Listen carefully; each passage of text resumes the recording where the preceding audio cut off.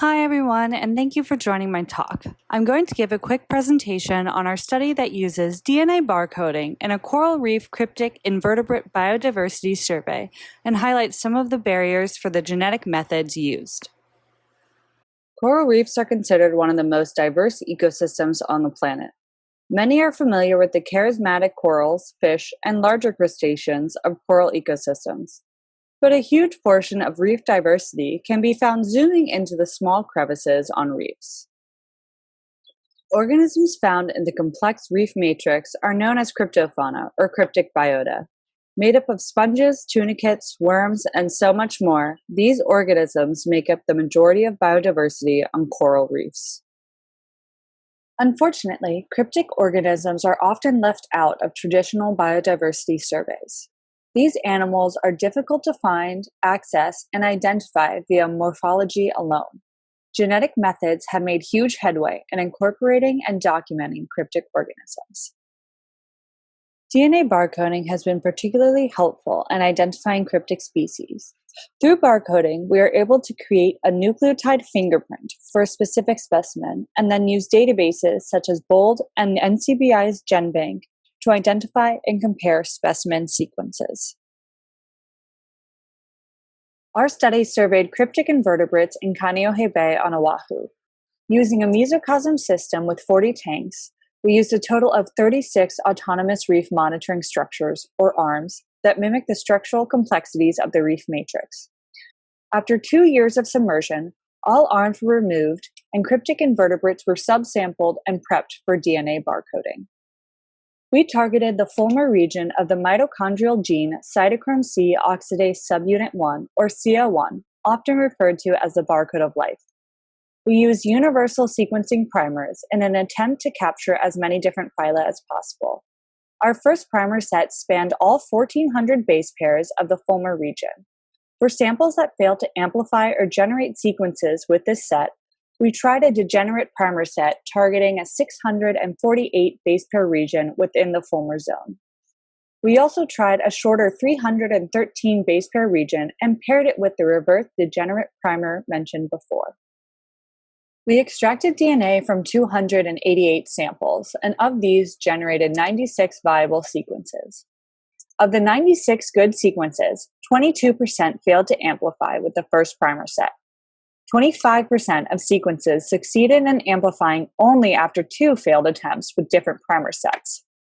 These results got us wondering about the efficiency of using such broad universal primers and CO1 when surveying cryptic invertebrates.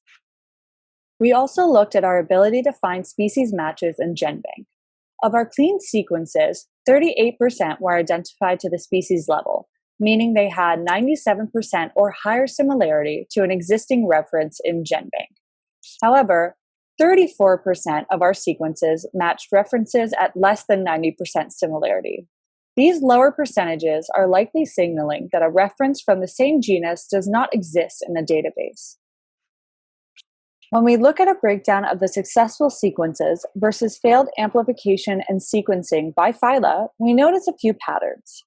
For one example, looking at the phylum Porifera, 128 of 288 DNA extractions were visually classified as sponges. Of the 191 failed samples, 78 were Porifera. Sponges are notoriously tricky to sequence using CO1 and are just one example of the potential PCR and sequencing biases we noticed in our study. You may also notice that Bryozoa does not appear in the successfully sequenced chart. The first takeaway from this talk is the room for growth in both primer design and use. The argument stands for using a universal gene, CO1, so biodiversity surveys and indices can be compatible across fields. But there is a need for further consideration of how we use universal primers when it comes to marine cryptic biota.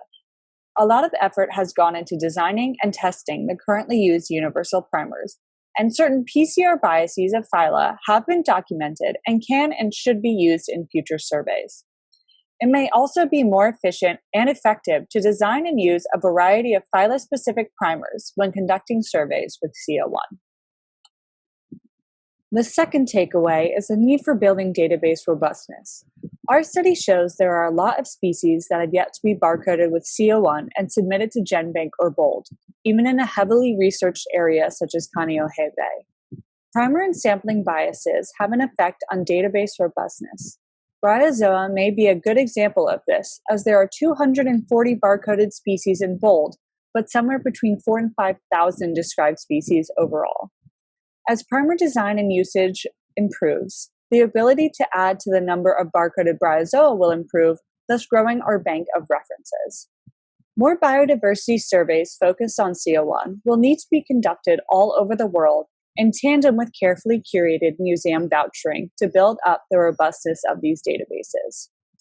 This is necessary in order to fully realize the potential of CO1 barcoding and improve the efficiency and accuracy of other genetic surveying methods, such as eDNA analysis and metabarcoding. Thank you all for listening, and please feel free to reach out, contact me, or comment below with any questions.